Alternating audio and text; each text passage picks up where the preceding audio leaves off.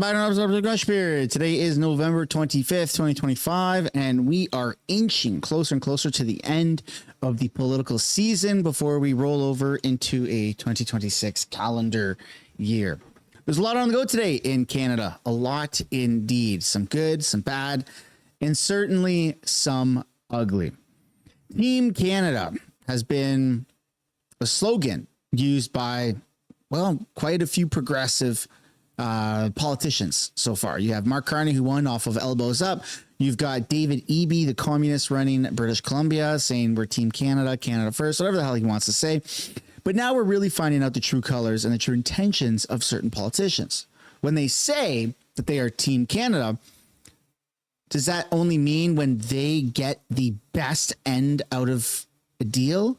Or does it actually mean that they are willing to put their differences aside and do what's best for the country and the countrymen? Well, we're finding out in real time that Team Canada is just a facade. Alberta Premier Danielle Smith has actually figured out the ins and outs of a pipeline deal with the federal government. So no matter what you think of Mark Carney, Trudeau, the Liberals, whatever, that's awesome, right? We want a pipeline deal. We want to have a Canadian pipeline. But do we? Well, David Eby, the communist out of British Columbia, doesn't want it. In fact, he thinks it's an atrocious idea and he wants no part of it.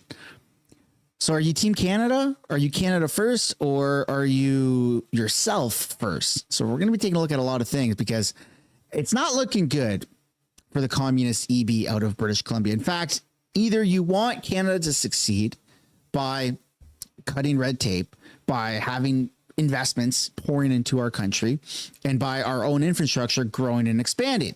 That includes housing, includes roads, and includes many different things, including a pipeline. So if you really want Canada to prosper, then you should be pro these things happening. So let's take a look at the news. Before we begin question period, all I ask in return is for you guys to hit the like button and subscribe to the channel. It does really help go a long way. And without further ado, here we go. Let's get right into the day, shall we? Starting off with the fact that, well, it makes sense as to why they didn't want an election. You have a liberal potential majority on the horizon here if an election were to be called, which my criticism towards this is, of course, this isn't news to me.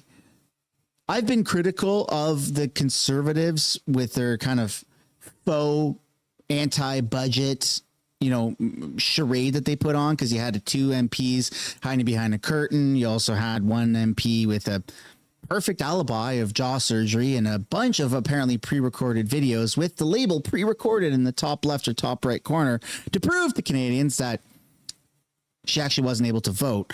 So if there was a vote, well, it would have been a Liberal majority. So what's wrong with this? Well, several things. One is the fundamentals of why the Conservatives are only projected to get 133 seats. Now, if you don't believe these polls, sure, call an election. Let's see what happens. But if we go based off the data and we do believe the polls, then we have to look at the root cause of why the numbers are so low. And they're not low by coincidence. They're low by, well, design, right? You need to stand on firm principles. And unfortunately, the Liberals have been winning on that lately.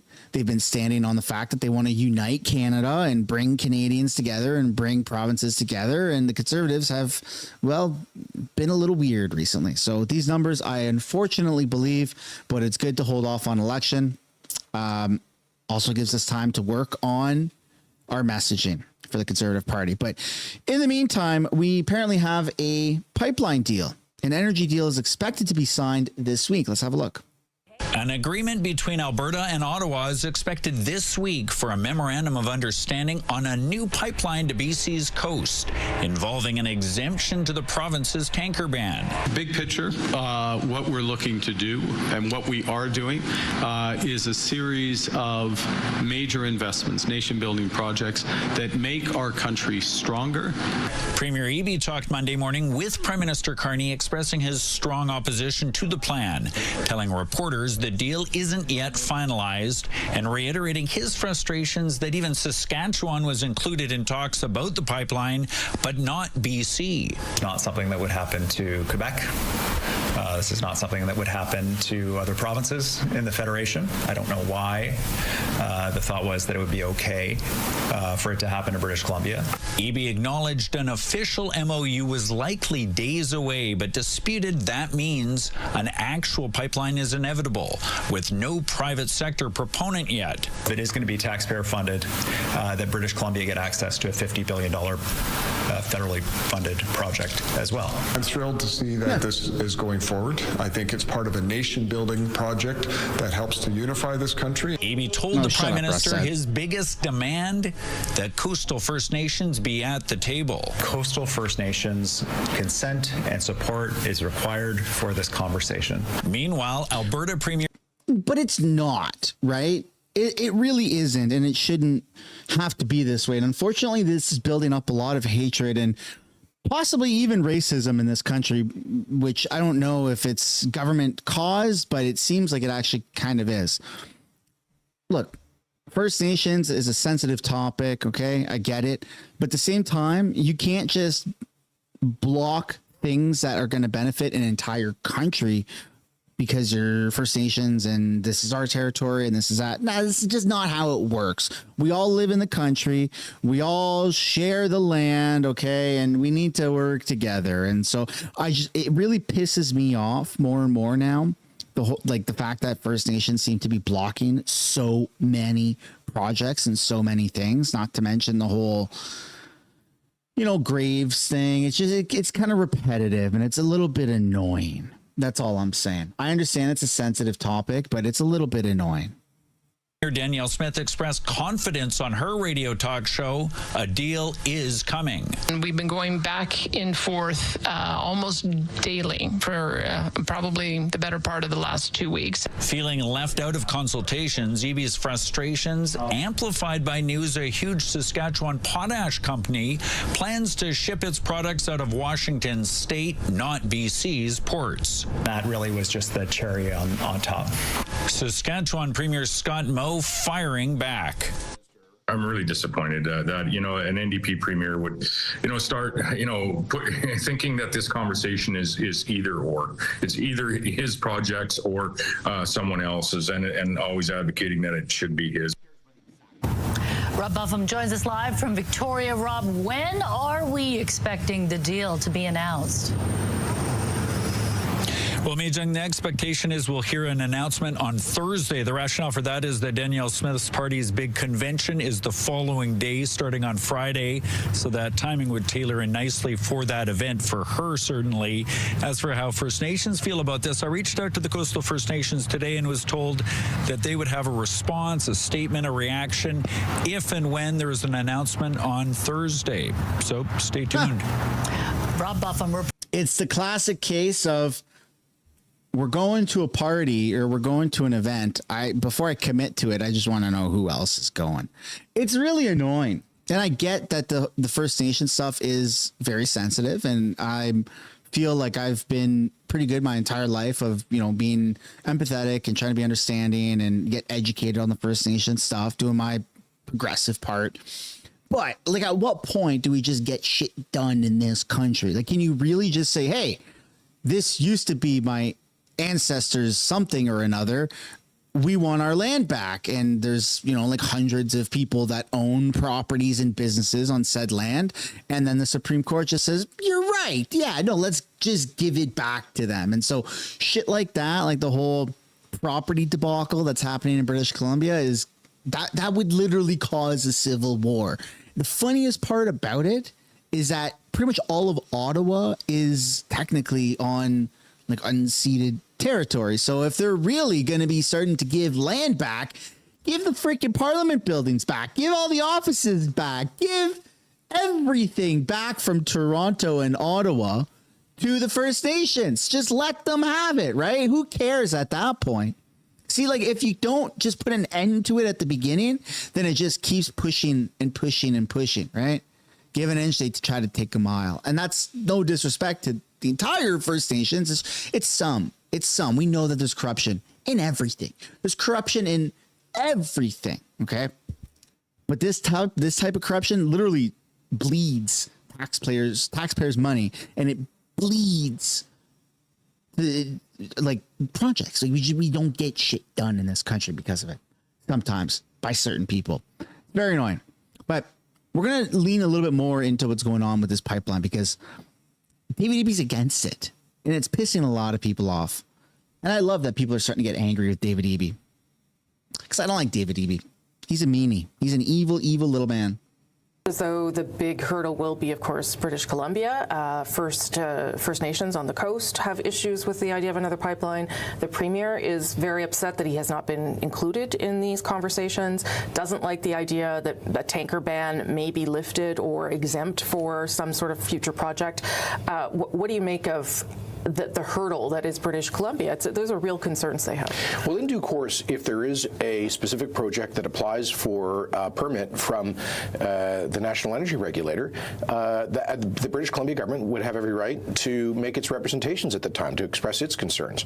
But David Eby, frankly, I'm surprised he's a lawyer. He was the Attorney General who got absolutely humiliated when he tried to stop the Trans Mountain expansion.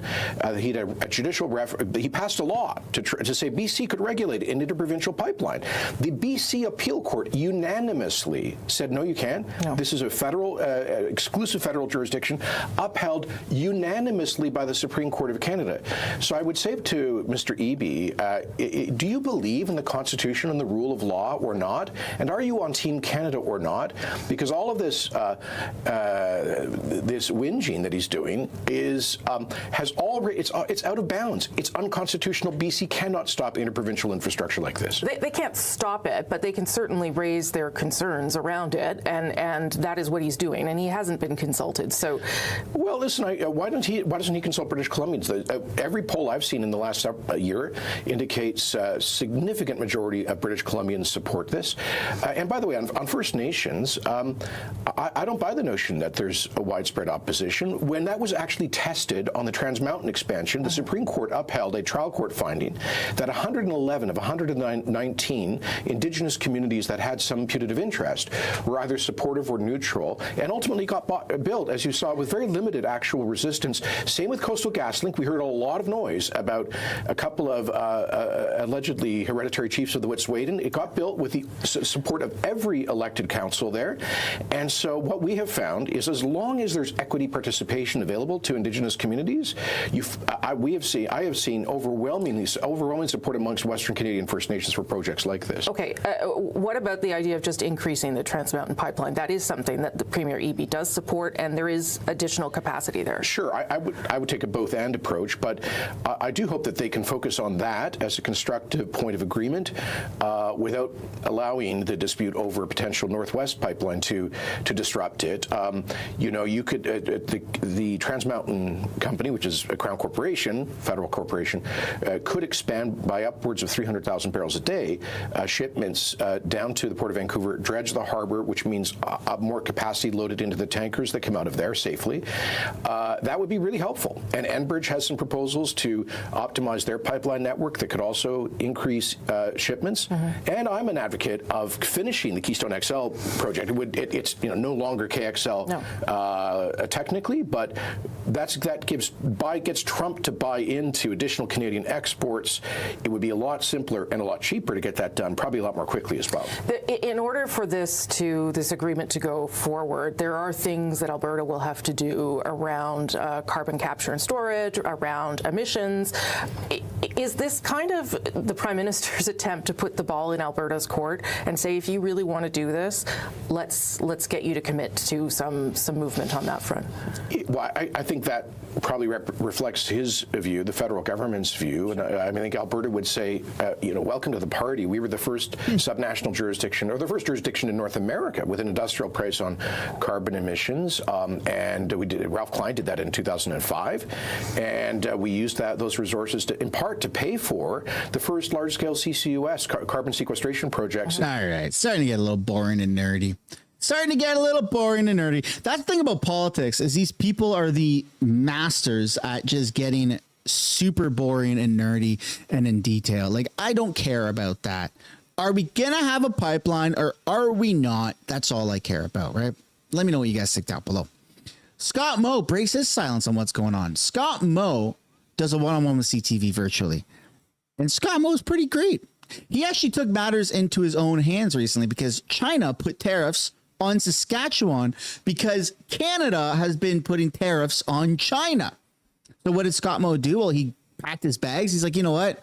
I'm just going to deal with this the only way I know how to. If you want the job done right, you do it yourself.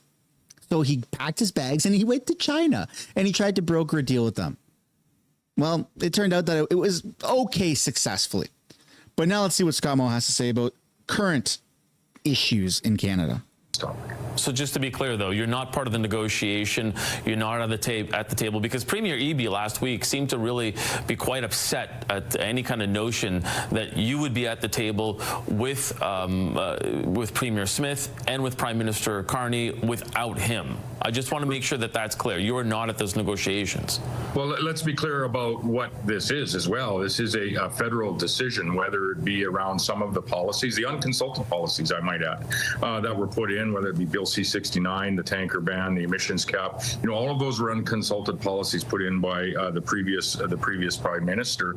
Alberta and Saskatchewan were not consulted in any of those cases. However, in this case, should this project move forward, and I would expect that if there's some tweaks to those policies, that you will see, you know, private proponents come forward to not only build the new pipeline to the northwest coast, but to expand the existing capacity that we have through the TMX, or likely to add pipeline capacity through what was KXL now maybe is the South Bow project. You know, we need all of these projects to move forward so that we can expand our energy industry of all kinds, whether it's LNG and oil. So we're in discussions with not only Alberta, but the federal government all the time on numerous topics. In this case, we are much, and we've always been clear, we're much more of an advocate on behalf of this project because of what it can do for each and all of us as Canadians.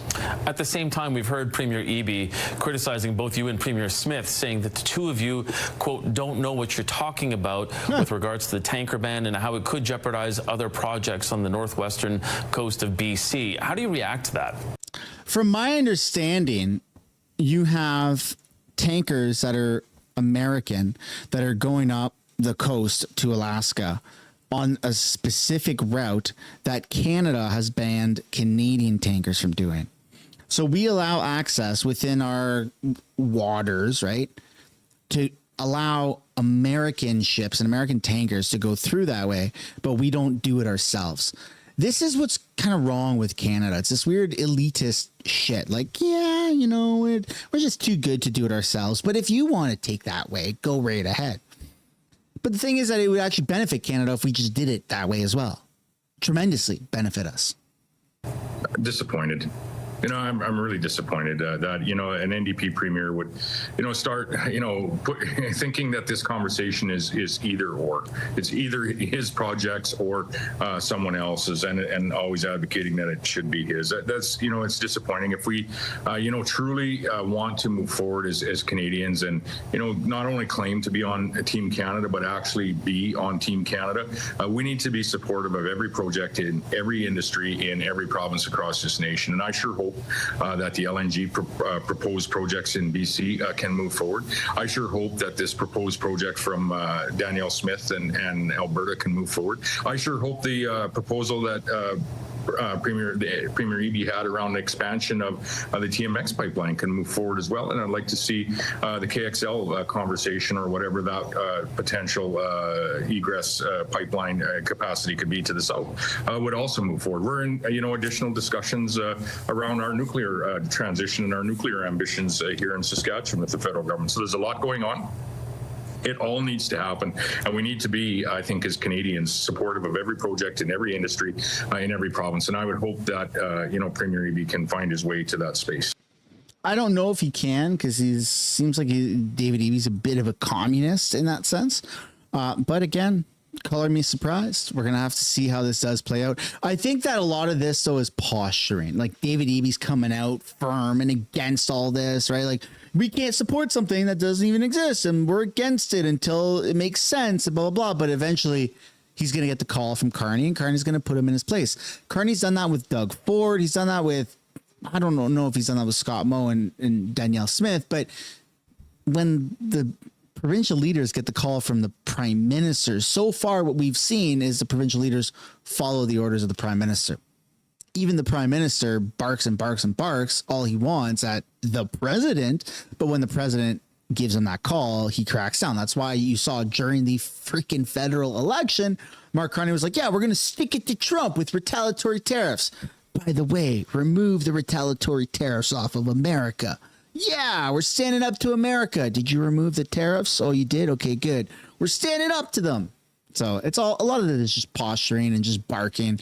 But at the end of the day, I think that the leaders are going to have to work together. And if the pipeline is already moving forward, then we're going to have a pipeline. But that's my opinion. I'd love to know what you guys think down below in the comments. Next, we're taking a look at how the opposition is slamming Mark Carney over the "who cares" comment, which deserves to be slammed. I mean, that was absolutely insane. I'm still blown away that Mark Carney even said that.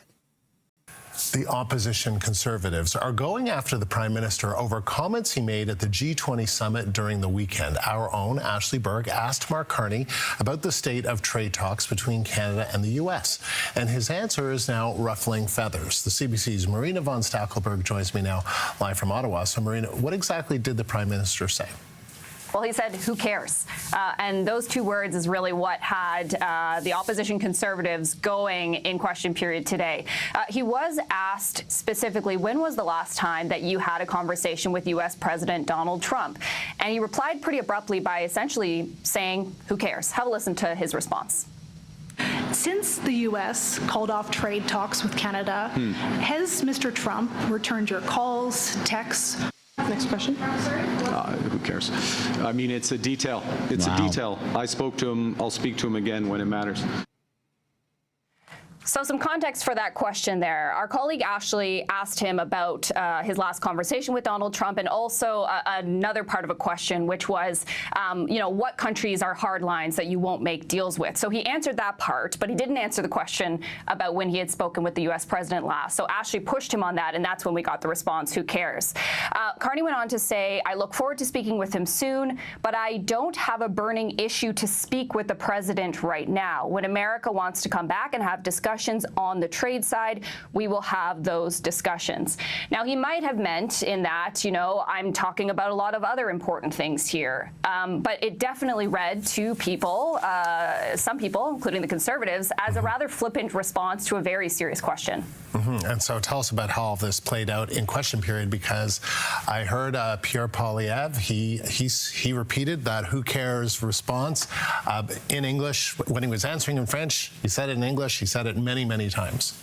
Yeah, and the Conservatives have called it a flippant response to a question that they say is a very valid one, a reasonable question to be asked of the Prime Minister, especially given the fact that a trade deal was one of Carney's signature election promises in the spring election, that he would get a deal with the United States. And the Conservatives say, especially in the context over the last few weeks, where we've really been seeing the impacts of these tariffs, especially with the auto and lumber industry. The whole tariff and trade deal thing is just so interesting. I think it's going to be studied for many, many years, because you have these politicians that promise things, right? Trudeau promised glorious things for 10 years, if I'm not mistaken. And the only thing he really delivered on was the legalization of Mary Jane. That's about it. And that was a good move. I know there's probably some Conservatives out there that are against it, but I think reports have come out and shown that the government has collected like $4.5 billion in taxes off of cannabis sales. Like, you got to admit, that's a good amount of money. That was a good move from the government and for Canada to just legalize it, right? It's accessible. It's monitored, whatever. It's like alcohol. Sure, why not? That was the only thing that Trudeau really fulfilled on his promises.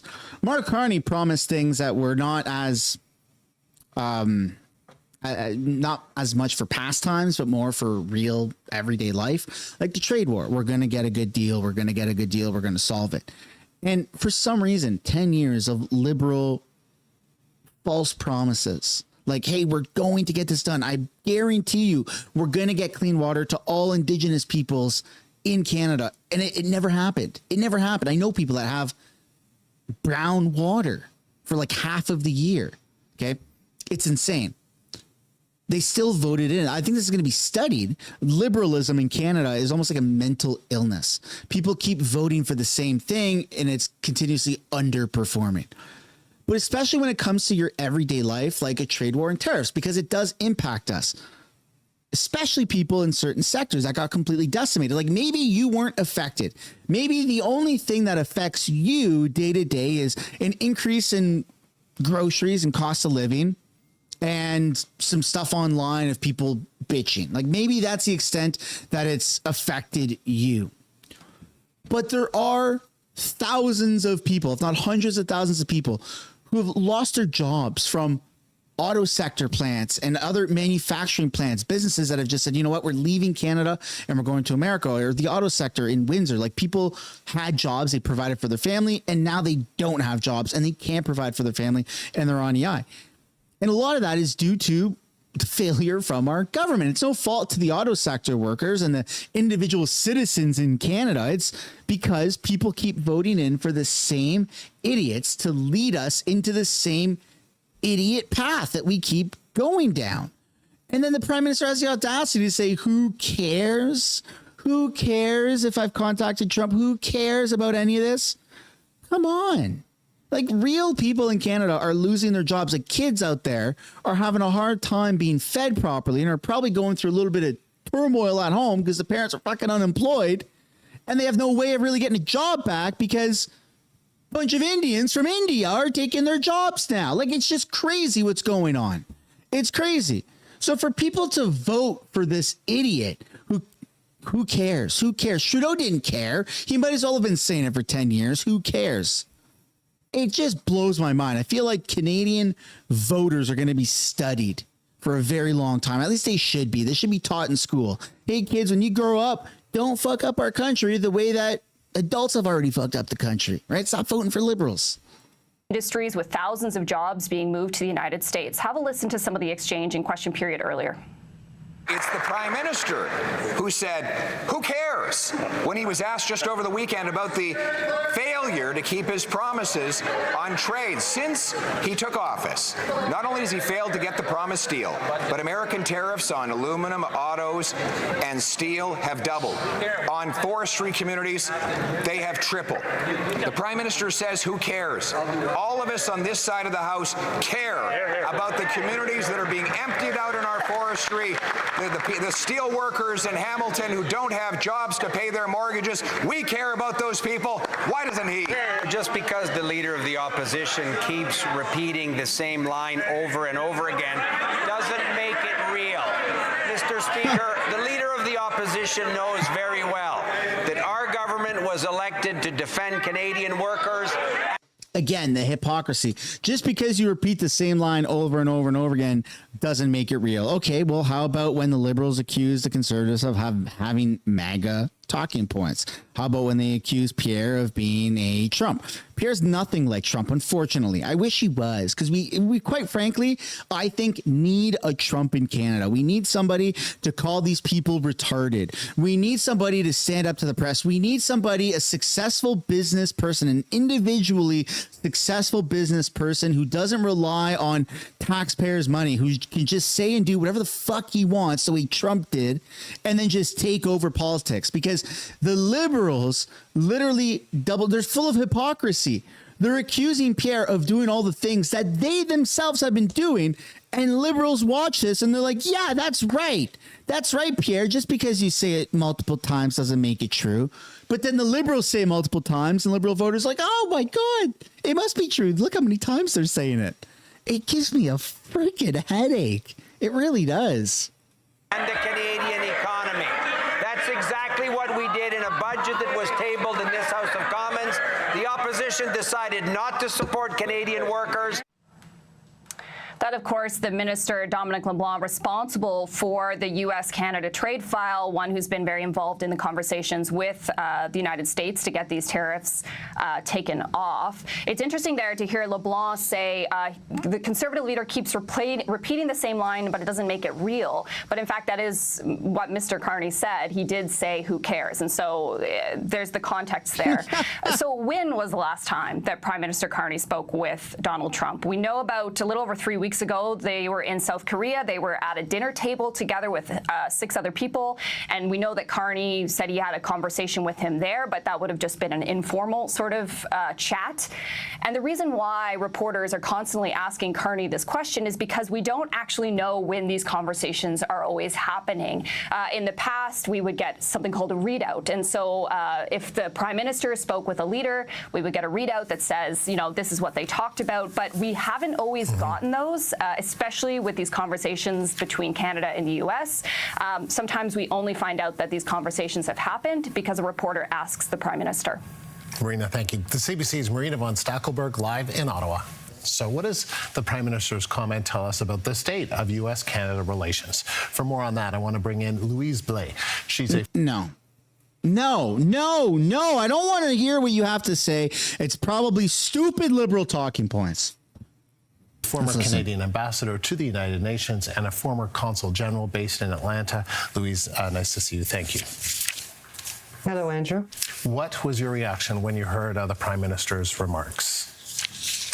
Well, I was disappointed. I think he was expressing frustration at the fact that the media keep asking him about it, and really there is no new answer to give. There was obviously no steady contact between the two leaders. I think we're all a little bit in a frosty period in our relationship, to say the least. So let me get this straight. You have real Canadians, mothers, fathers, brothers, sisters, husbands, wives, real Canadians living in this country who have lost their jobs because of this trade war, because of the tariffs, because of Mark Carney unable to actually, put ego aside and just get a good deal with Trump. Real Canadians, people that you probably know or 2 or 3 degrees away from knowing. They've lost their jobs. They probably have to sell their house. They probably have to move, like a whole bunch of negatives.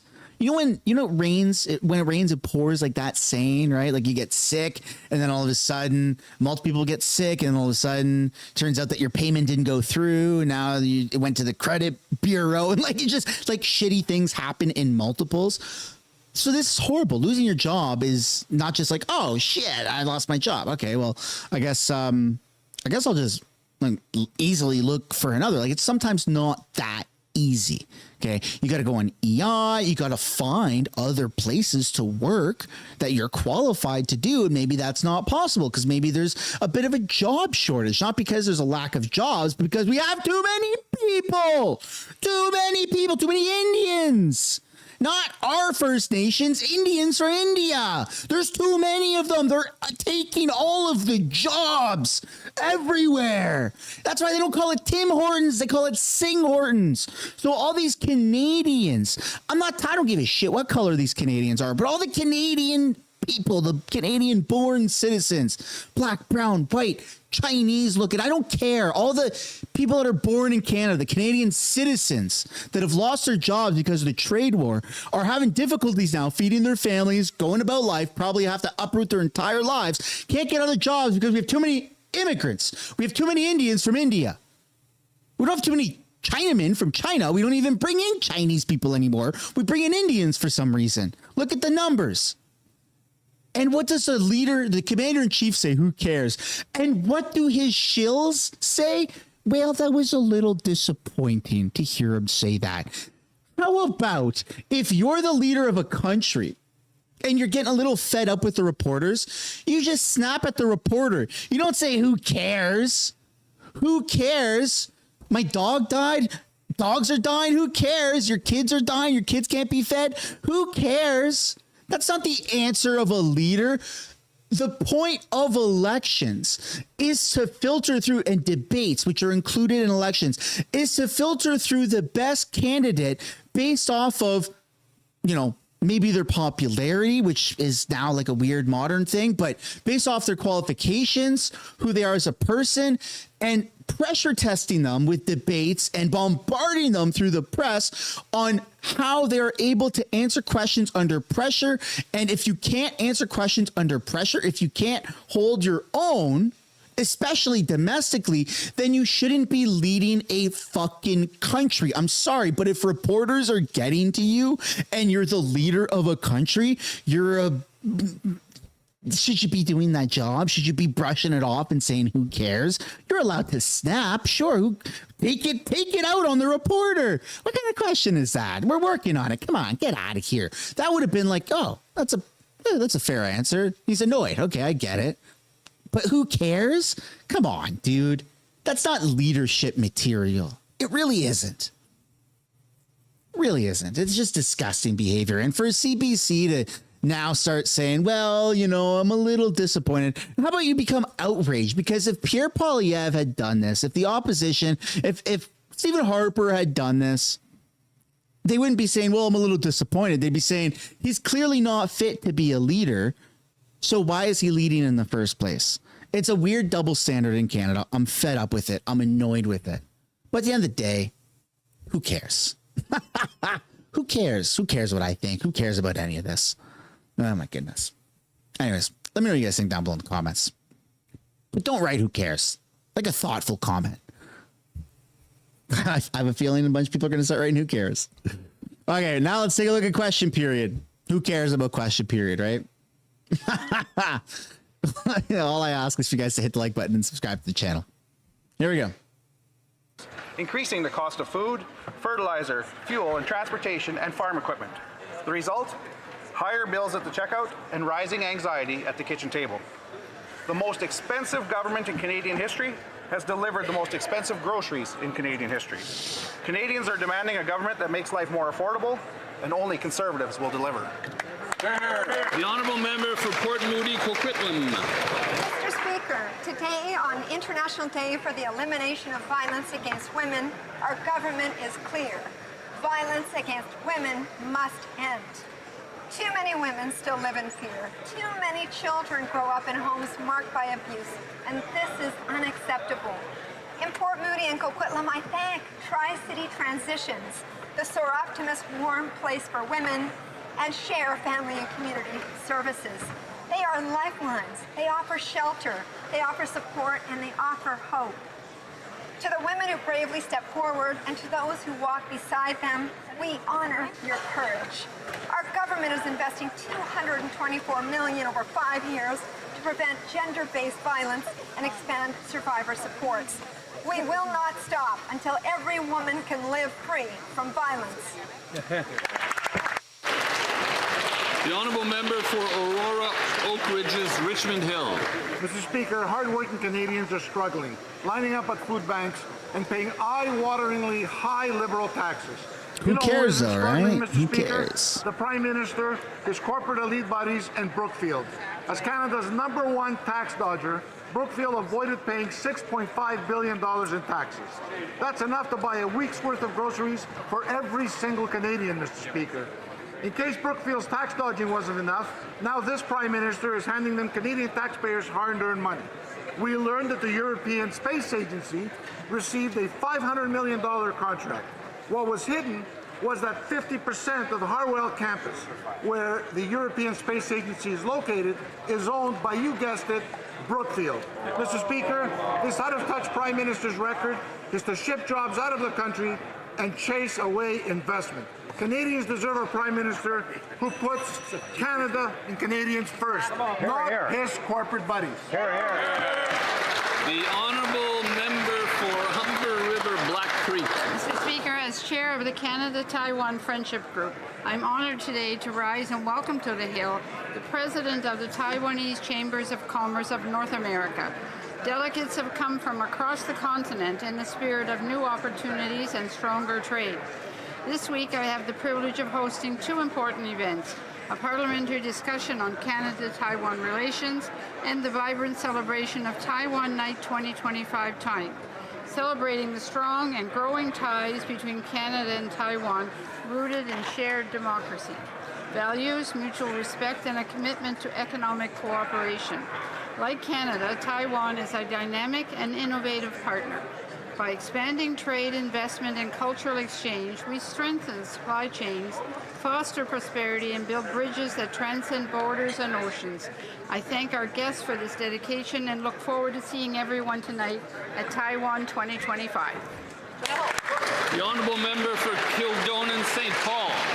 Prime Minister positioned himself as the so-called man with a plan to save Canada from Mr. Trump. He promised he would deliver a trade deal by July 21st, but he failed to deliver on that promise. And now, as a result, Canada is losing thousands of manufacturing jobs. Breaking his promise has real consequences. Businesses are packing up and leaving Canada for greener pastures in the U.S., where there's tariff relief, lower taxes, and less regulation. And now the Prime Minister is treating this issue as it's irrelevant. Who cares, he said, about the negotiations breaking down? And then he doesn't, quote, have a burning issue to speak with the president about right now, end quote. It is outrageous, Mr. Speaker, that the Prime Minister of this country would even say that thousands of jobs in steel, autos, forestry, and countless other industries are bleeding. And Canada is on the precipice of losing tens of thousands of good-paying Canadian jobs. So who cares, Mr. Speaker? Well, Conservatives care. And we are the only ones that will deliver a Canada to make it the best place to build, to hire Canadian workers. Only Conservatives will deliver on that promise.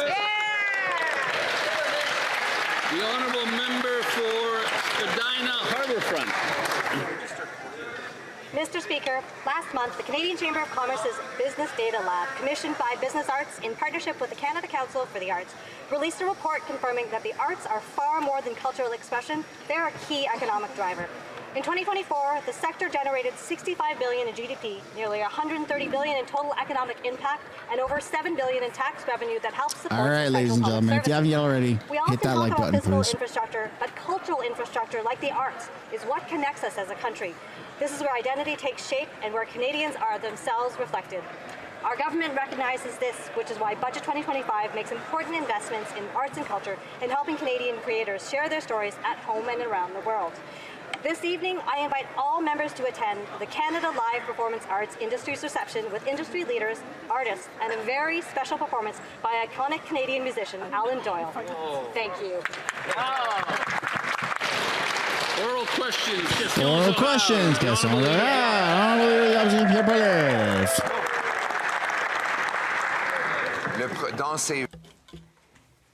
Mr. Speaker, in his 28 trips, this Prime Minister hasn't been able to reduce a single foreign tariff on Canada. But he has managed to find gains for Brookfield.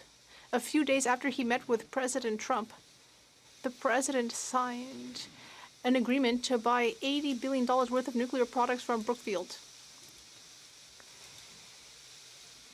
Meanwhile, the Prime Minister is spending millions of dollars for a special project in Europe on the Brookfield campus. Why is it that every time the Prime Minister goes abroad, Canadians get poorer, but Brookfield, his business, gets richer? The Right Honourable Prime Minister.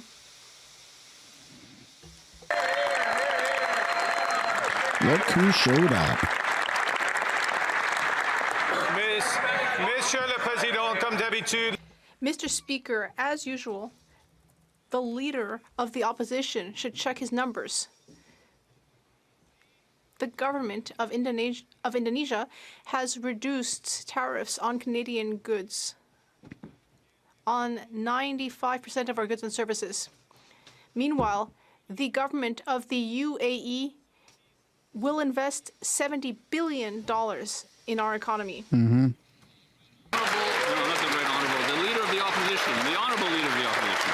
Since the Prime Minister was elected promising, quote, to negotiate a win with the U.S., American tariffs on autos, aluminum, and steel have doubled, and on Canadian lumber, they've tripled. Not a single American tariff has been reduced since he promised he would reduce them. And now he says, who cares? Yep.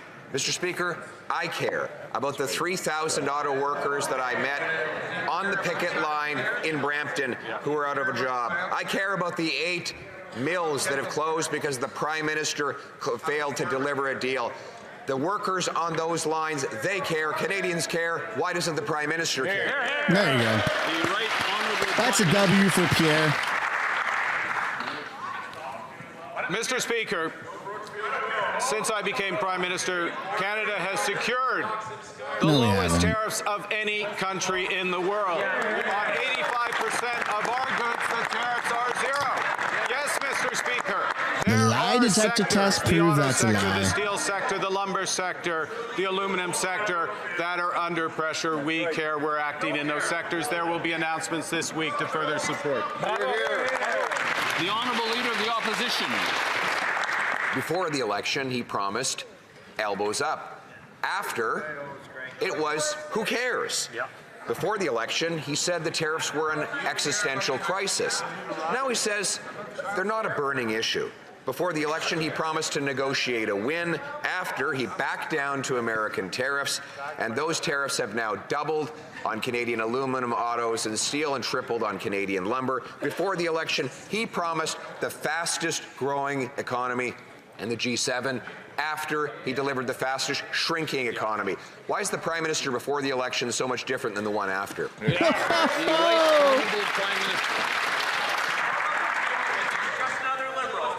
Mr. Speaker, on the night of the election, when I had the great honor from my constituents of being elected as a deputy of this House, unlike some others in the chamber today, I made a promise to Canadians. When I make a mistake, I'll admit it. That was a poor choice of words about a serious issue. And the serious issue is what progress are we making structurally? Best deal in the world, strongest budget in the world, and the most new trade deals in the world. The Honourable Leader of the Opposition. Come on, Pierre. The Prime Minister did make a mistake. He's made many mistakes. In fact, it's been nothing but mistakes when it's come to trade. Look at it. This Prime Minister promised that he would negotiate a win on softwood lumber. Now he says, who cares? Well, Conservatives cared. Within 80 days of the Prime Minister, Stephen Harper, taking office, he managed to eliminate American tariffs on softwood lumber and get refunds of them. This Prime Minister has now had 8 months, and those tariffs have now more than tripled. Prime Minister asks, who cares? I can tell you, on behalf of all the MPs on this side, we care about the jobs that are being lost in Lumbertown. Why doesn't he? Yeah, there you go. Throw a W down in the chat for Pierre. That's good. Mr. Speaker, this government cares about creating jobs in this country. That's why we proposed a budget before this House that catalyzes $1 trillion of investment over 5 years. The member opposite and his colleagues, those who could make it into the room, voted against that budget, voted against Canadian workers, voted against Canada's future. We believe in this country, Mr. Speaker, and we are building it. Hear, hear. The Honourable Leader of the Opposition. Well, Chinese, American, Indian, and other tariffs have only gone up since the Prime Minister began his 28-trip journey around the world. He hasn't had a single solitary win. In fact, the only wins he's had are for Brookfield. Just days after he met with the president, Trump signed on to $80 billion of nuclear purchases from Brookfield. And then he gave $500 million of our tax money to the European Space Agency located on Brookfield's campus. Why is it that whenever he spends his time and our money, Canadians end up poor and he and Brookfield end up richer?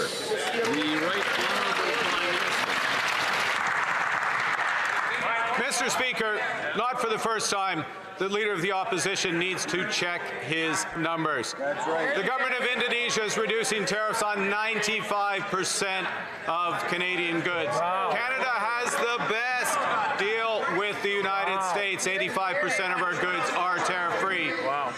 The United Arab Emirates is just confirmed that they want to invest $70 billion in this country. Wow. They believe in Canada's future. Why don't the members of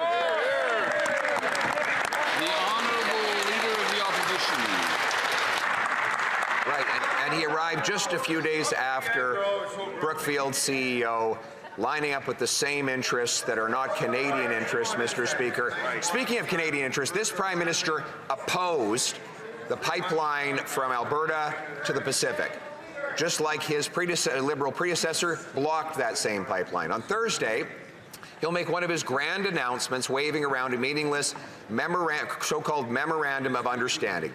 If it's anything other than a public relations ploy, why won't he say, on what date will construction begin on a pipeline from Alberta to the Pacific? Here, here. The Right Honourable Prime Minister. I mean, the details, yeah, that would be good to know. Mr. Speaker, sometimes the question reveals everything. The memorandum of understanding that we're negotiating with Alberta creates necessary conditions but not sufficient conditions because we believe in cooperative federalism. We believe the government of British Columbia has to agree. We believe that First Nations right holders in this country have to agree and support all stakeholders. Shut the hell up, bro.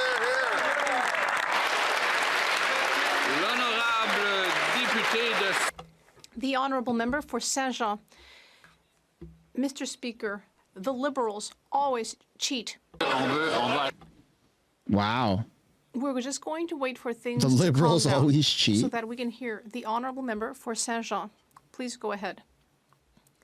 Mr. Speaker, the Liberals always cheat. We found that out in 1995, and we see it now. The Minister of Immigration at the time confirmed that Jean Chrétien asked him to speed up giving citizenship to as many people as possible so they could vote in the referendum, and the Liberals have admitted that they leveraged immigration during that vote. Last month, Jean Chrétien also admitted that if Quebecers had voted yes, he would have used a whole bunch of low tricks to avoid having to recognize the new reality. Liberals always cheat, and if Quebec holds a new referendum, will they cheat again? The Yes. Right Honourable Prime Minister. They will. Yes, Mr. Speaker, with all due respect, I would say that with 45 Quebec Liberal members here, it's pretty clear that we respect the vote of Quebecers. The Bloc Québécois is always criticizing Quebec members, and meanwhile, we are building this great country. The honourable member for Saint-Jean. Mr. Speaker, I repeat, the Liberals cheated during the referendum, whereas the yes camp was democratic. The proof of that is how Quebecers nobly accepted the results of the referendum, but they accepted it because they felt that it was a democratic process, but actually that democratic process had been undermined by the Liberals.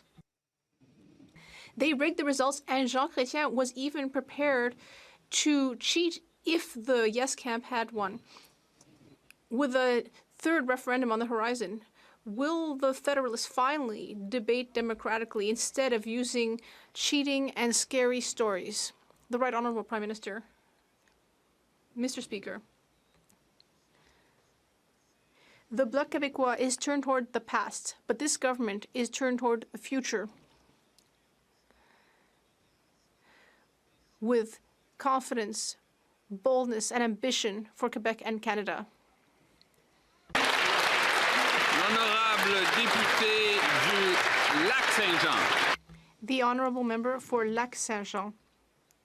Mr. Speaker, a lot of people have to wait for years to be granted citizenship, while Ottawa twiddles its thumbs. But now we know what the Liberals are up to.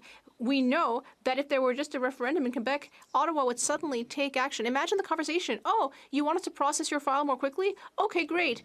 But you will vote against the referendum to thank the good old Canadian government.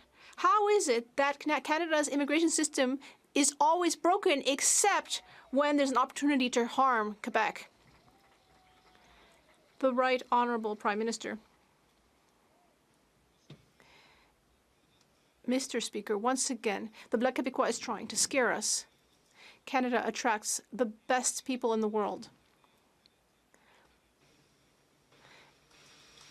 And all Canadians and Quebecers want to build this great country with our government. The Honourable Leader of the Opposition. Here we go. Mr. Speaker, the Prime Minister apparently hasn't read our Constitution, which indicates that the federal government alone has jurisdiction over pipelines that cross borders. Let me quote 9210. Federal jurisdiction applies to works and undertakings that connect one province to another or extend beyond provincial limits. In other words, it is exclusively the federal government's decision on whether to approve a pipeline. It was this federal government that blocked the last pipeline.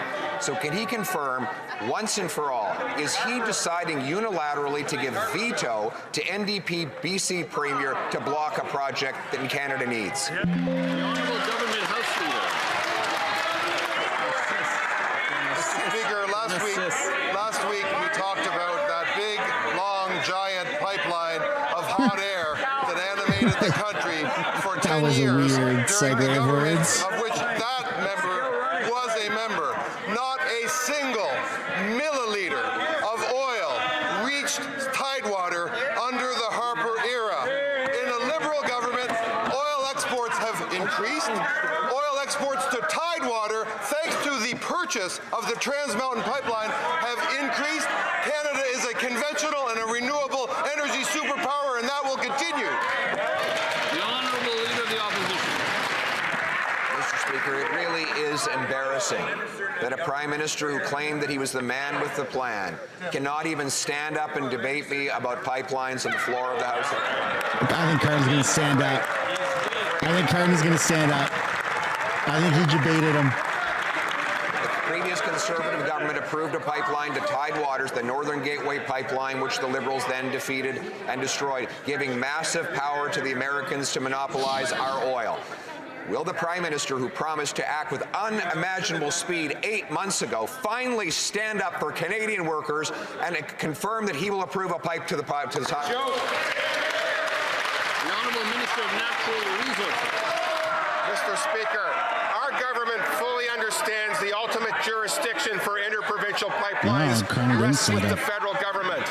At the same time, our government has been clear that a proponent for a major project, for it to be designated, we expect it to work with the impacted jurisdictions and with First Nations. Mr. Speaker, they don't understand that. The Premier of Alberta understands that. They want to work with us. I mean, let's see if it gets done, right? Mr. Speaker, it really is pathetic that the Prime Minister cannot stand in his place.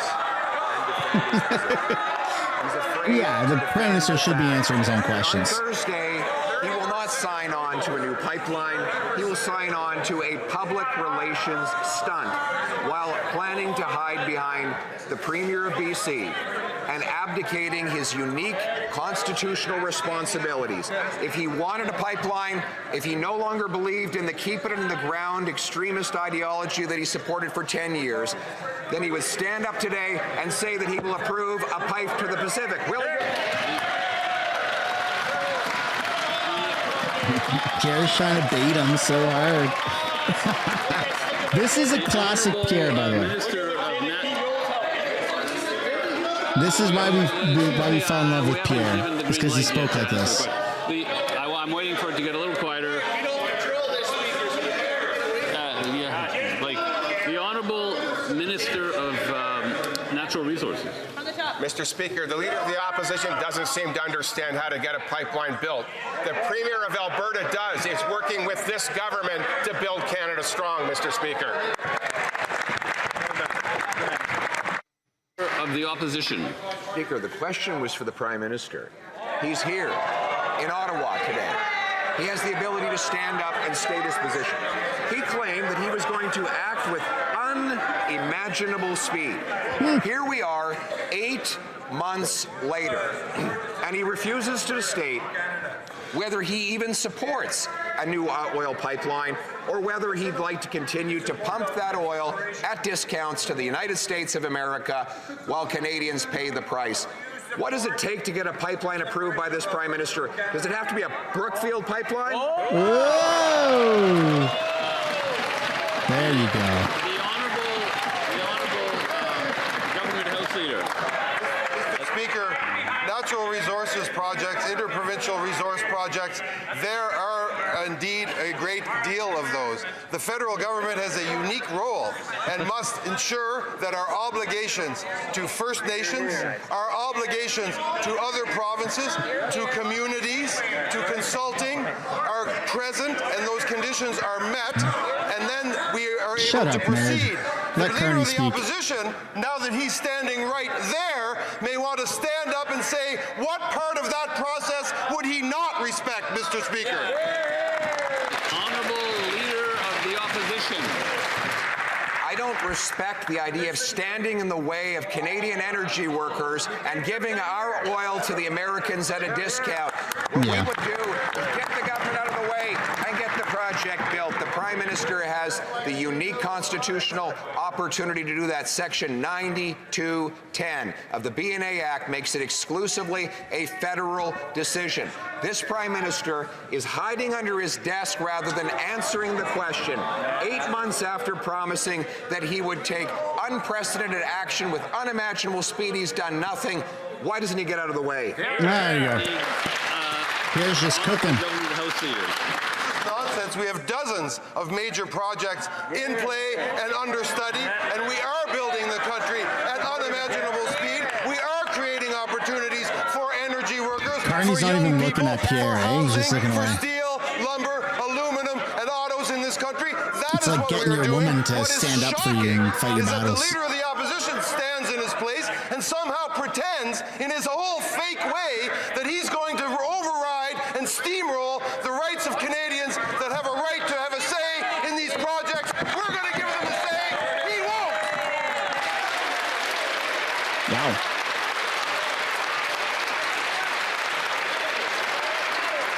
The Honourable Leader of the Opposition. While the Prime Minister hides under his desk, he puts up his House Leader to rant and rave and pump his fists in the air.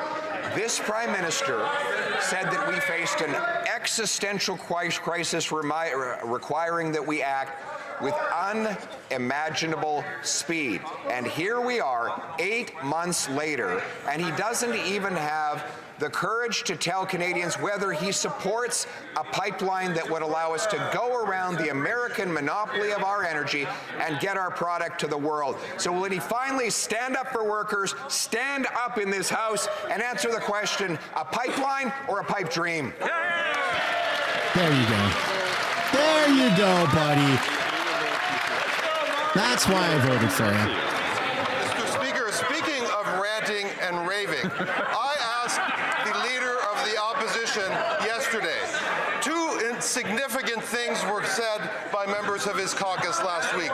Number one, the member for Calgary Midnapore suggested the Prime Minister was disloyal to Canada. Secondly, the member for Northern Rockies repeated MAGA claims that immigrants were the cause of economic slowdown in Canada. He should stand in his place right now and apologize for those comments. Take those members to task and do something for them. No, say it again. Double down. I can't imagine what we have in store for Wednesday. The Honourable Leader of the Opposition. Mr. Speaker, it's not us that question the loyalty of the Prime Minister. He's the one that is blocking a pipeline that would allow Canada to become energy independent, to reach markets outside of Canada, while he and his company invest in pipelines in the Middle East and in Latin America. He's the one that forces Canadians to spend more on taxes than on food, clothing, and shelter combined, while he stashes his cash in a Bermuda tax haven above a bicycle shop. So if he wants to say that he's Canada first, why doesn't he stand up in this House and start acting like it? There you go, man. That's why I voted for Pierre. I want more of this every day. Building Trades Union, the Canadian Labour Congress. He's too busy checking his shares and stuff. They've gone up. Does the Honourable Member have a question? Yeah, the best. The Honourable Minister of Jobs and Families. Mr. Speaker, the Building Trades Union, the Canadian Labour Congress, the Leona Union, Mr. Speaker. These are all all unions that have praised Budget 2025. And you know why, Mr. Speaker? Because they make historic investments in the major infrastructure projects that are going to create great jobs all across this country, whether it's supporting Canadians through things like the Canada Child Benefit, indexing it to inflation, whether it's creating jobs and helping people get the skills to take them. Mr. Speaker, these Conservatives vote against Canadians every single time. Canadians know better. L'honorable député de... The honourable member for Repentigny. Mr. Speaker, it's official. Canada is giving up on fighting climate change. The Prime Minister will announce it Thursday with a whole new dirty pipeline to the West Coast. Another one after Trans Mountain, which cost people $34 billion. And that's not even counting climate adaptation costs. A new pipeline, which thanks to C5 and C15, I will have to interrupt the member. Un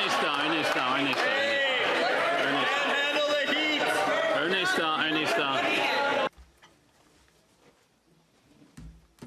Although the member is a bit far away from me, I have a speaker here, and yet even with the speaker, I couldn't hear him. I would like to ask the member for Repentigny to start over from the beginning. Mr. Speaker, I think the Prime Minister doesn't want to hear this question, but it's official. Canada has given up on the fight against climate change. We'll see that Thursday when a new dirty pipeline will be announced, another one. We already have Trans Mountain, which costs Canadian citizens $34 billion, and that's not counting climate adaptation costs. This is a dark day, dark, just like the dirty oil that the Liberals are wallowing in. This government clearly has no green convictions left. The Honourable Minister for Climate Change. Mr. Speaker, as I've said before, our government is committed to fighting climate change every day.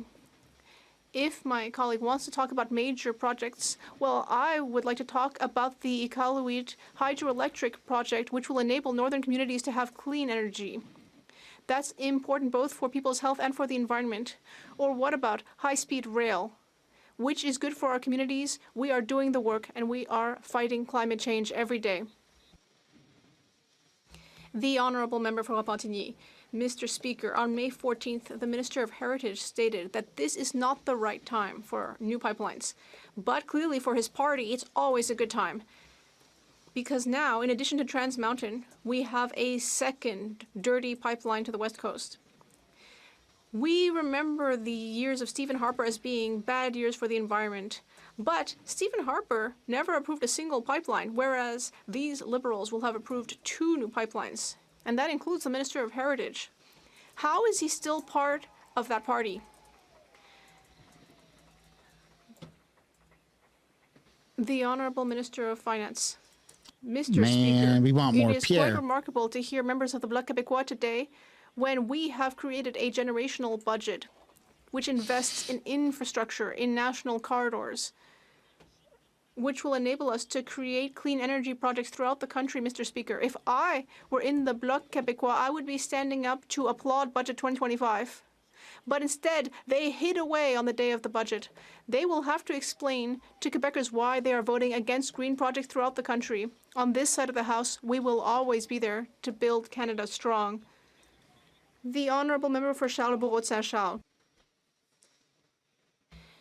Mr. Speaker, just like 30 years ago, the Liberals want to hand out citizenship to just about anyone.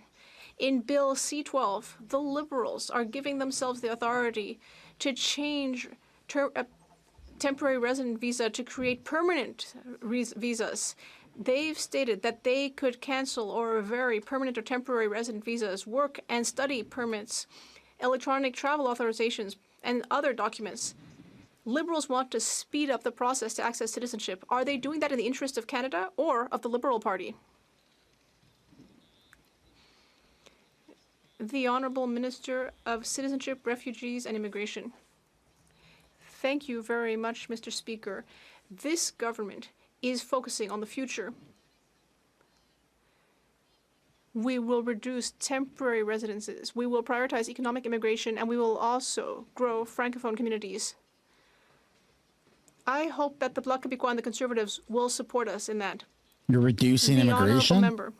To none? Mr. Speaker, I hope that the minister will read her own bill so that she understands what she's doing.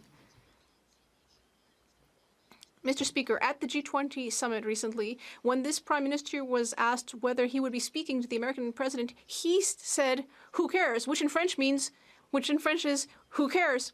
And now we understand that that's because he said, "Who cares?" which in French is, "Who cares?" Chief operating officer stated at a committee that 95% of Brookfield's businesses that Brookfield holds are not going to be under the ethics review, which means that the Prime Minister will personally benefit from at least 1,900 businesses.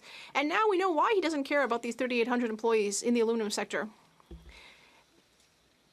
The Honourable Government House Leader, Mr. Speaker, these Conservatives keep repeating these empty, completely hollow allegations without a shred of truth to them. It's shocking to hear from my veteran colleague. As he knows perfectly well, we have one of the strictest ethics codes in the entire world, which the Prime Minister is following to the letter. The Honourable Member for York-Durham. The Prime Minister was elected on a promise to negotiate a win, a good deal with the United States. But when asked about it on the weekend, he said, "Who cares? It's just a detail," and that he would speak with the President when it matters. From negotiate a win to who cares in a matter of months. Who cares about our most important trading relationship? Canadians care. Ontario's auto industry is more than just a detail. It matters to the thousands of workers in York and Durham regions, and it matters now. Well, the Prime Minister explained to Ontario's auto workers why he said, "Who cares?" The Honourable Minister responsible for Canada-US trade. Mr. Speaker, as we said yesterday, just because our colleague keeps repeating the same inaccurate phrase doesn't make it real.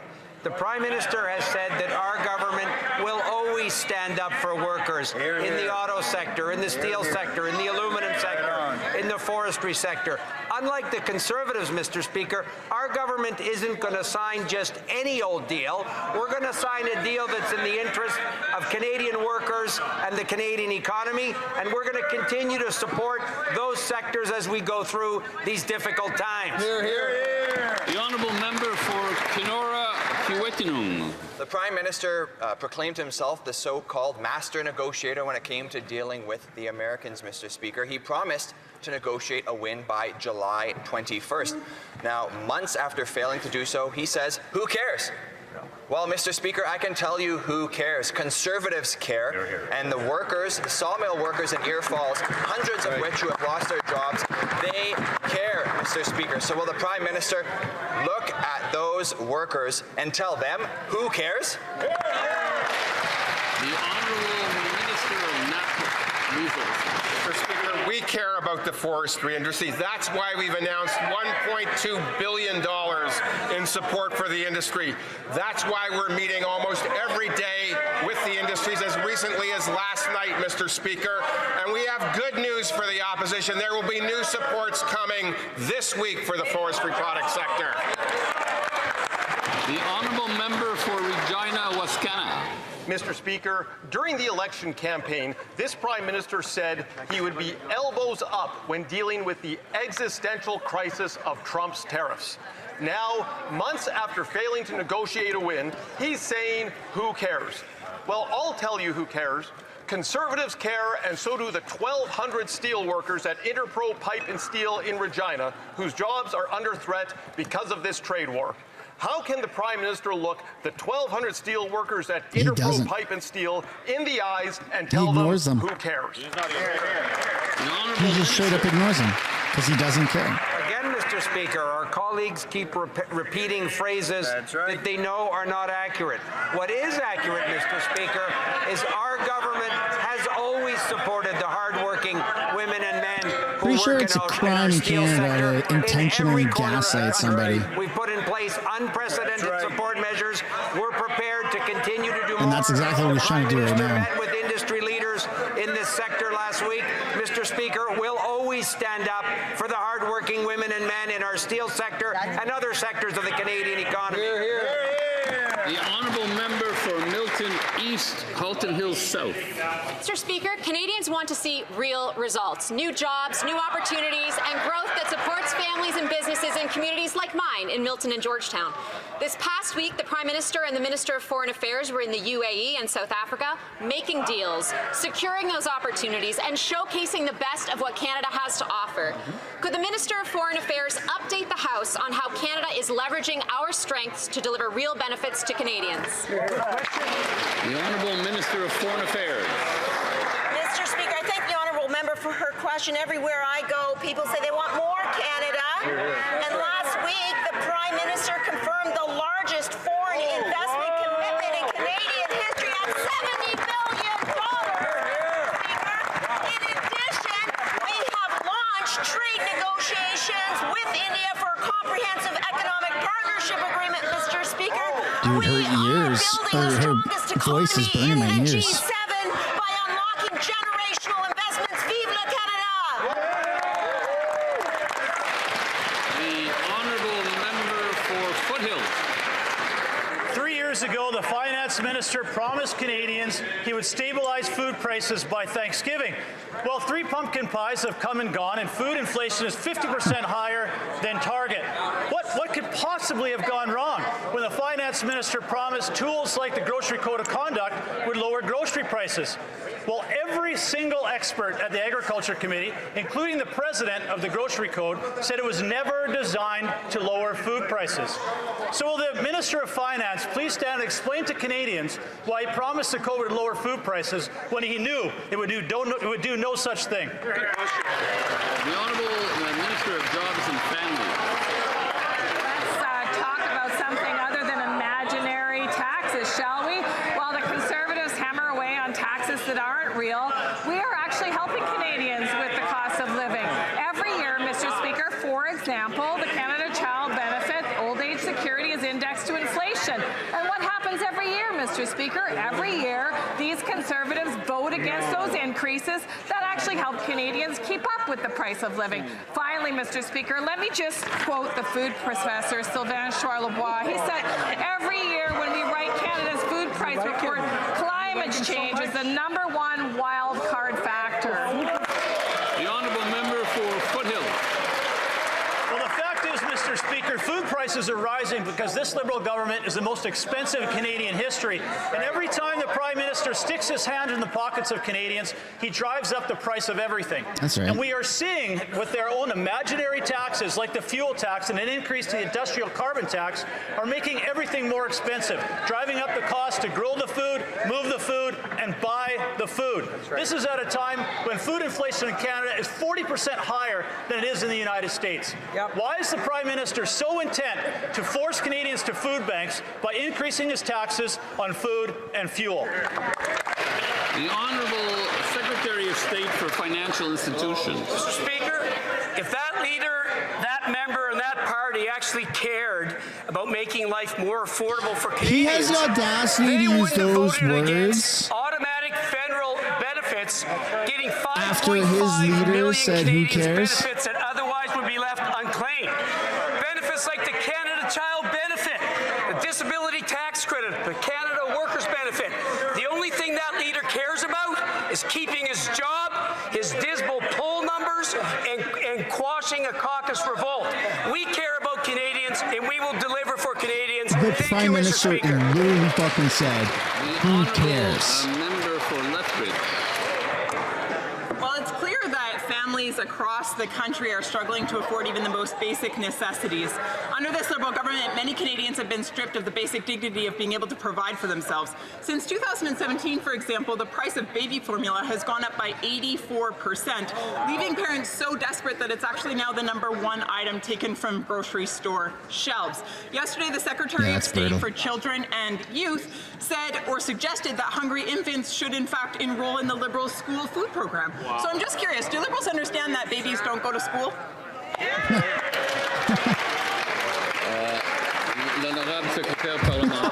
The Honourable Parliamentary Secretary to the Minister of Agriculture and That's Agri-Food. pretty funny. Mr. Speaker, we all want the best solution to drive down the price of food, and that's why we're working on real facts. My colleague mentioned the Agriculture Committee.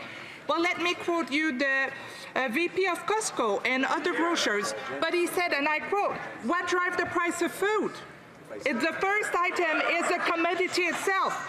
With a bad crop, the price goes up. With a good crop, the price goes down. It has nothing to do with any policy, Mr. Speaker.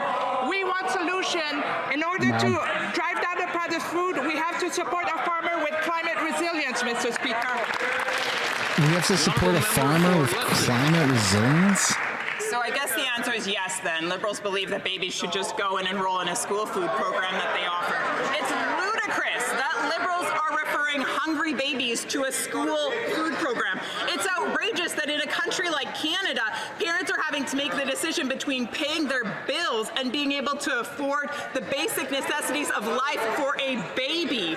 This is literally life and death, and these Liberals stand over there and shrug their shoulders. When will the Prime Minister stop his inflationary spending and make life affordable for Canadians again? Worse than shrugging, man. They literally say, who cares? Secretary of State for Children and Youth.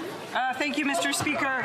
I think we understand that any parent struggling to feed their child is one parent too many. My colleague opposite knows that Canada has historically relied on imports of baby formula, which means Canadians have been impacted by external pressures. As a country, we do have to move from reliance to resilience, and I would also point out that the Canada Child Benefit, which members opposite continue to vote against in budget after budget, puts up to $8,000 tax-free in the pockets of parents.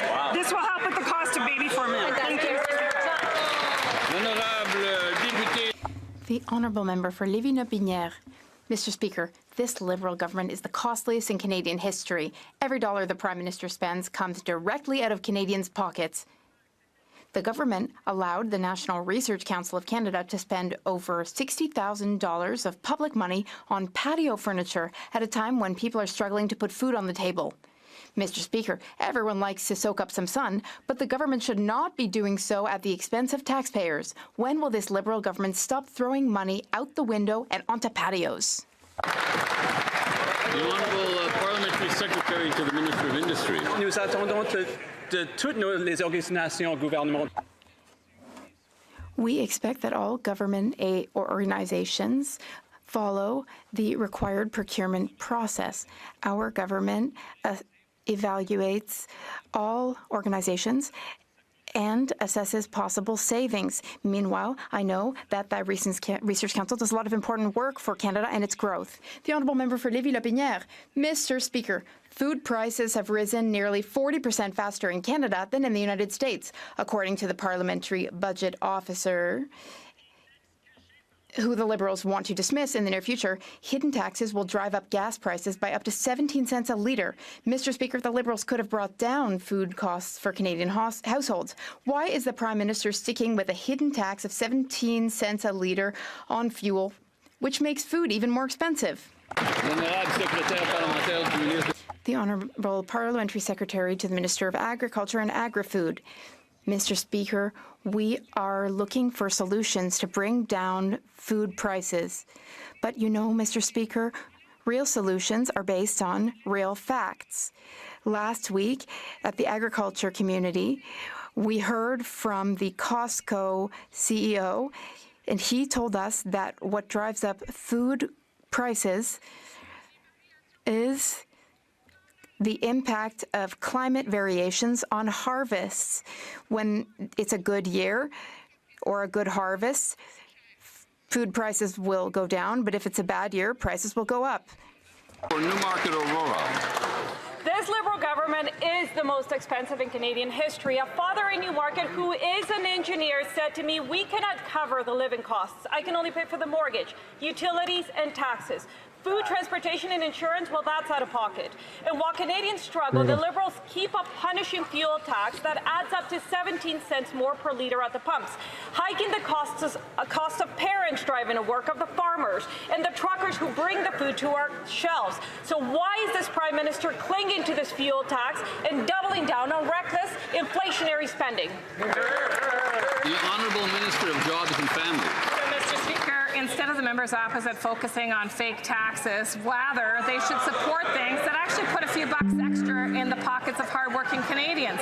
You know, as a former single mother and a person who lived paycheck to paycheck for most of my life, I can tell you that what helps parents, what As a families former is having single money in our mother. pockets. And so when we index things like the Canada Child Benefit to inflation, that puts money in the pockets of Canadians. They can then use it to buy the things they need. It's pretty simple, Mr. Speaker, but it's really hard. I don't know why that just sounded so weird. As a former baby, I can tell you food costs are very expensive. Mr. Speaker, the Liberals say that the cost pressures on Canadians are fake. Here's another note from someone else in Newmarket. As the cost of living increases and our salaries don't, we are being driven into poverty. 4 out of 5 Canadians list food as their #1 worry when paying their bills. Food. And Statistics Canada confirms that beef is up 17%, baby formula 6%, coffee up 34%. That is not fake. They should knock on some doors and get a reality check from the people they claim to represent. The Liberals dismiss the struggles of Canadians, but I ask, why? I can't believe she called herself a former single mother. Well, Mr. Speaker, it really seems to me like the member opposite missed her chance to vote for a tax cut that would have benefited 22 million Canadians, including members in her riding. Now, just this morning, she spoke about engineers. Mr. Speaker, just this morning, I met with the International Union of Operating Engineers. There are 18,000 here in Ontario. You know what we talked about? We talked about the importance of early learning and childcare, because they need that not only to recruit and train new engineers, but to benefit the families who depend on it for affordable childcare so they can go to work. Hear, hear. Honourable member for Simcoe North. It has been reported that the government is considering lifting the tanker ban to support an east-west oil pipeline. The problem is some Liberal MPs and even cabinet ministers don't support this proposal. So, Mr. Speaker, who speaks for the government? Will the minister finally clear it up today that the government is going to do what Conservatives have called for all along, scrap the emissions cap and lift the tanker ban so Canadian resources can get to market? The Honourable Minister of Natural Resources. Mr. Speaker, we're going to do what we need to do, which is build Canada strong. The Prime Minister has been clear. Major projects will only proceed with rigorous environmental assessments and clear contributions to Canada's climate change objectives.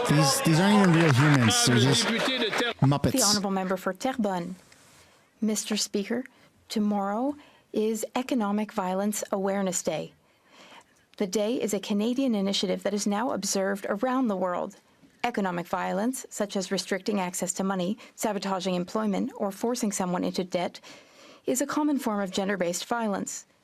Economic violence robs people of their autonomy and limits their ability to lead a stable and fulfilling life. I am proud to have voted in favour of a budget with measures to combat economic violence. Could the Minister of Finance remind those who voted against the budget of what exactly they opposed? The Honourable Minister of Finance. Thank you, Mr. Speaker. I thank my colleague for her excellent question and for her leadership on this file. Preventing economic violence means guaranteeing access to information and financial resources. Good news, and the Conservatives should be happy about this. In Budget 2025, we announced our intention to develop a voluntary code of conduct for the prevention of economic violence. In order to do so, we will collaborate with the Canadian financial sector, because the sector plays a role in early detection of violence. Unfortunately, Mr. Speaker, some members voted against the budget in this place, but we should all support the fight against economic violence. Canadians need to know that every decision the Prime Minister makes is in the national interest and not in his own financial interest. Yesterday at committee, Brookfield confirmed that every time Brookfield makes money, this Prime Minister makes money, and that 1,900 companies that Brookfield owns are not covered by this Prime Minister's ethics screen. Wow. Every time he goes down to the White House, he doesn't come back with a deal for Canadians, but the last time he went, he did get a $80 billion deal for Brookfield. So will the Prime Minister just give Canadians the confidence they deserve and sell his financial interest in Brookfield? The Honourable Minister of Artificial Intelligence and Digital Innovation. Mr. Speaker, the opposition should stop the conspiracy theories. They should get out more, stop saying no, and find out who's saying yes to Canada. They don't even have to go far. Just this morning, I was in Canada where Nokia said yes to Canada and the Ottawa-Gatineau area, and they broke ground in a $340 million innovation center. They employ 2,600 Canadians. They will employ 340 more. They should do what Nokia does. Build in Canada, buy in Canada.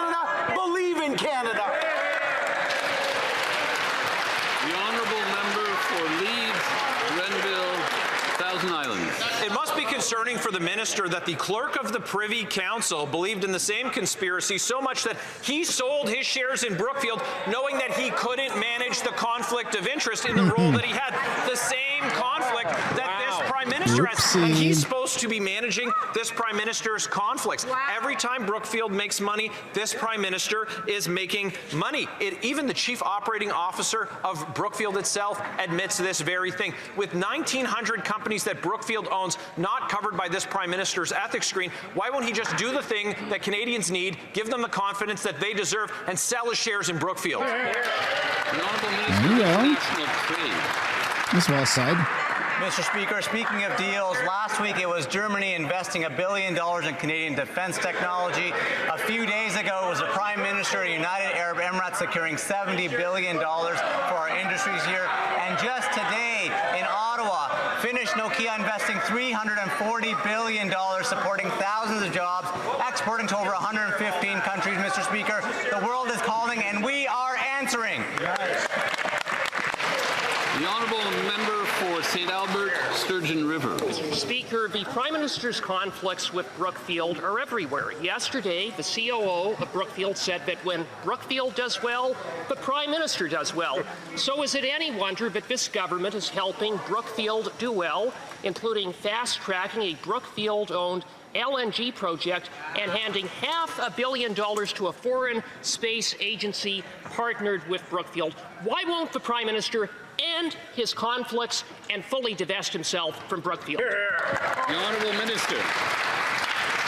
Mr. Speaker, conspiracy theories, imaginary taxes, all a different way to say no to Canada. This is a party that says yes. And guess what? Just today, Nokia said yes to Canada. They invested $340 million in an innovation center. Those are good jobs, Mr. Speaker. 2,600 jobs in Canada, 340 more good jobs. They broke ground today. Why, Mr. Speaker? They're building in Canada, buying in Canada, and believing in Canada, Mr. Speaker. The honourable member for Winnipeg West. Mr. Speaker, on November 12th, we saw the Build Canada Homes program accelerate affordable housing projects across the country, including a major announcement at Nawi Odeno in Winnipeg. Approximately 320 new homes, 40% of them below market and developed in partnership with Treaty 1 First Nations, are now set to move forward. This is exactly the kind of progress my constituents in Winnipeg West are looking for. Could the Minister of Housing and Infrastructure update the House on how these Build Canada Homes projects in Winnipeg and other cities will help deliver affordable homes more quickly? Absolutely. The Honourable Minister of Housing and Infrastructure. Thank you, Mr. Speaker. I want to thank the member for Winnipeg West for his great question. Our government is making generational investments in building the homes that Canadians need right now. And this month, Build Canada Homes took a major step in the redevelopment of sites in accelerating affordable housing in Winnipeg, in Ottawa, and in Edmonton. This will add nearly 1,800 affordable homes across Canada, the housing that Canadians need. And will the Conservatives in the meantime support the first-time homebuyers tax? They're stalling it here, preventing first-time homebuyers from accessing $50,000 savings. The honourable member for Montmorency, Charlevoix. When Brookfield makes money, the Prime Minister makes money. Those aren't our words. Those are the words of Brookfield's chief operating officer. That's what he told us in committee yesterday. And if that wasn't bad enough, we found out that 95% of businesses owned by Brookfield are not even covered in the Prime Minister's ethics screen. And the people who are supposed to oversee the ethics screen don't even have access to the full list of businesses. Mr. Speaker, can someone explain to us why Brookfield's interests seem to perfectly align with the Liberal budget tabled last week? I mean, that's quite the coincidence, huh? The Honourable Government House Leader. Mr. Speaker, our friends across the way are continuing to enjoy being a bit conspiracist. Now, as the member likely knows full well, the Code of Ethics, which MPs and parliamentarians must abide by, is thorough, and the Prime Minister must follow that code of conduct and ethics. Mr. Speaker, once again, the government is letting Canadian Airlines violate the human rights of people with disabilities. This time, it's WestJet who put in place arbitrary weight restrictions, preventing people with motor vehicles from flying. The result, denying people with disabilities the right to travel safely for work, education, or to visit loved ones. When will the Liberals close loopholes in the Accessible Canada Act, uphold disability rights, and hold corporate executives accountable when they violate these rights? The Honourable Government House Leader. Mr. Speaker, of course, we have an ongoing dialogue with Canada's transportation companies about ensuring the mark of a great society is the space and the ability for all members of that society to participate in it. And we obviously want the transportation sector to be very reflective of that great generosity in Canada. We have a proud record on this side of the House and renewing and reaffirming our commitment to accessibility in Canada. We'll continue to do that, and we'll do that in partnership with the transportation sector. The Honourable Member for Edmonton Strathcona. Mr. Speaker, Danielle Smith is making an unprecedented attack on healthcare in this country. Of course, it's if the she is NDP. allowed to get away with privatization, it will be the beginning of the end of public, universal, single-payer healthcare in this country. And it is central to Canadian identity. And Alberta healthcare workers are calling for the government to protect healthcare, to enforce the Canada Healthcare Act. Will the Prime Minister protect public healthcare and enforce the law in this country, or will he just take a photo op with Danielle? L'Honorable Ministre de la Santé. The Honourable Minister of Health. Mr. Speaker, our new government will always protect the Canada Health Act and Canada's universal healthcare system. That's why Budget 2025, our new government is investing in our publicly funded healthcare system, including through generational investments of $5 billion to build healthcare infrastructures. We have a collaborative approach with all provinces and territories to ensure all Canadians continue to have an equitable access to medically necessary care based on their medical needs, not their ability to pay. Thank you. And that concludes question period Thank today. God. I know you're disappointed, but it'll be back tomorrow. Okay, well, Je désire informer. I would like to. I don't say this too often, but I think if we see some more of that from Pierre, then we're heading in the right direction. We need that. That's how you hold the government accountable, is by blasting them the way Pierre did today. That's the only way that we've actually found a little bit of success so far in Canada. Look at the last few years. A rise in conservatism, a rise in popularity from, the conservative movement because of the way that Pierre talks. Unmatched, by the way. No other MP has ever been able to speak the way that Pierre does and be so witty on his feet. So it truly is a gift, and I want to see more of that. That's why I fell in love with Pierre, right? No homo, just like politically, it's like, yeah, that guy won me over. I want to see more of that, and maybe he can continue to win me over, because I'm feeling a little bit politically homeless right now, and also win over more people so that we can actually cross the finish line. But again, that's my opinion. I'd like to know what you guys think down below as we approach the end of this video. Thank you, everybody, for tuning in. I'm glad that today's stream actually was able to go the distance. Yesterday was unfortunate, but yeah, it was good to actually finish a question period. Thanks for watching. I'll see you guys back same time tomorrow. I'll be a little bit earlier tomorrow. I had some stuff on the go today, so I wasn't able to start at my normal 10 Pacific, 11, 12, 1 Eastern, but we'll be back tomorrow morning for me, as per the normal schedule.